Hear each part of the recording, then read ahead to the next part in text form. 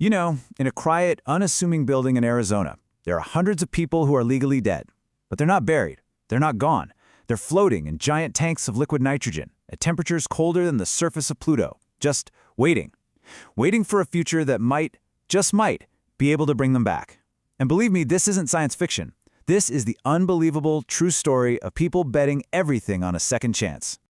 It all starts with a phone call. Picture this. It's the middle of the night and a phone rings. For the team on the other end, this is the call they've been preparing for. It means one of their clients, someone who has put all their hope into this moment, has just been declared legally dead. And just like that, it's a sprint against the clock. A standby team scrambles, loading coolers, chemicals, and highly specialized equipment into a vehicle. They are literally in a race against biological decay.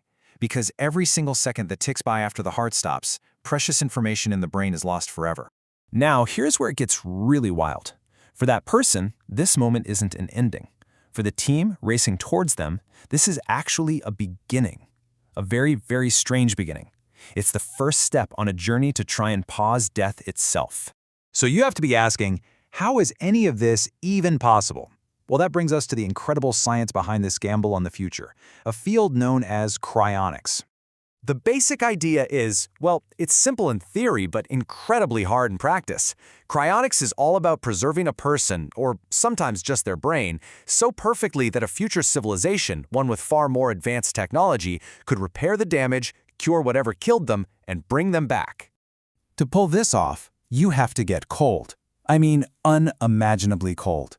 We are talking minus 196 degrees Celsius. That's the temperature of liquid nitrogen. To put that in perspective, that is colder than a winter night on Pluto. This isn't just freezing, it's hitting a deep biological pause button. Now, here's the most crucial part.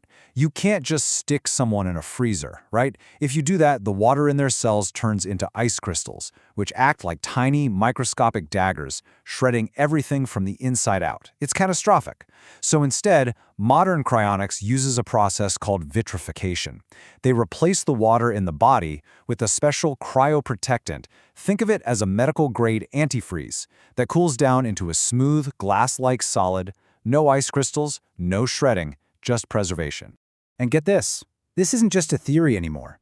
Back in 2015, scientists proved it was possible. They took a rabbit's brain, vitrified it, and when they examined it later under an electron microscope, it was perfect. Every single neural connection, every synapse that made that rabbit what it was still there, completely intact. They proved that you can, in fact, save the information that makes you, you.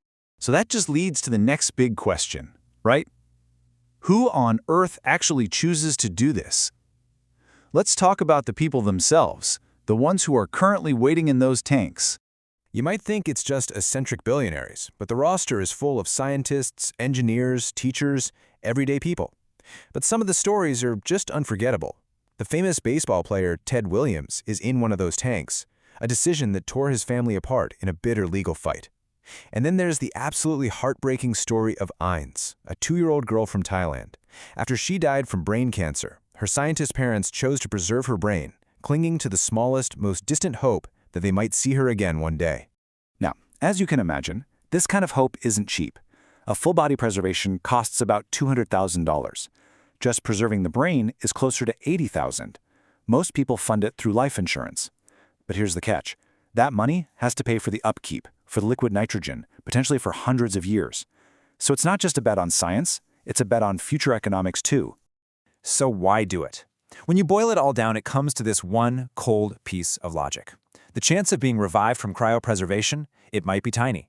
Maybe it's 1%, maybe it's a fraction of a percent. Who knows? But the chance of being revived after you're buried or cremated, that's zero. Exactly zero.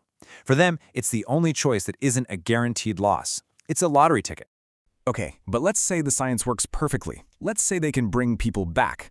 That just opens up a whole Pandora's box of enormous, mind-bending questions that technology alone can't possibly answer.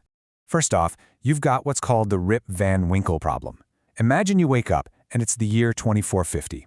The world is completely alien. The language, the culture, nothing makes sense. And every single person you ever knew, everyone you ever loved, has been dust for centuries. Can you even imagine that kind of profound, crushing loneliness? And then there's an even deeper, more philosophical problem. Let's say they scan your preserved brain and rebuild you molecule by molecule from that information. Is that new person actually you? Or is it just a perfect copy that thinks it's you, with all your memories, while the original you, well, you actually died back in the 21st century? It's a classic puzzle, and honestly, there's no easy answer. When you think about it, this whole thing is more than just a bet on technology.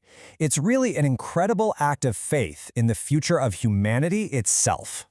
What's so fascinating is this isn't some new idea. It really got started way back in the 1960s. The very first person was preserved in 1967, and for decades it was seen as total fringe science. But then, with huge breakthroughs like vitrification and that rabbit brain experiment, the whole idea started to look a lot more plausible. The people in those tanks are completely, utterly helpless. Their very existence depends on future generations, on people keeping the lights on, topping off the liquid nitrogen, and crucially, remembering that they're even there. They've placed all their trust, not just in science, but in the empathy and compassion of a world they'll never get to know. And that leaves all of us with the ultimate question. This strange inheritance of frozen people is like a message in a bottle, sent across an ocean of time to the future. They are silent, they are waiting in the cold. So when that bottle finally washes up on shore, should our descendants open it? Should we answer their call?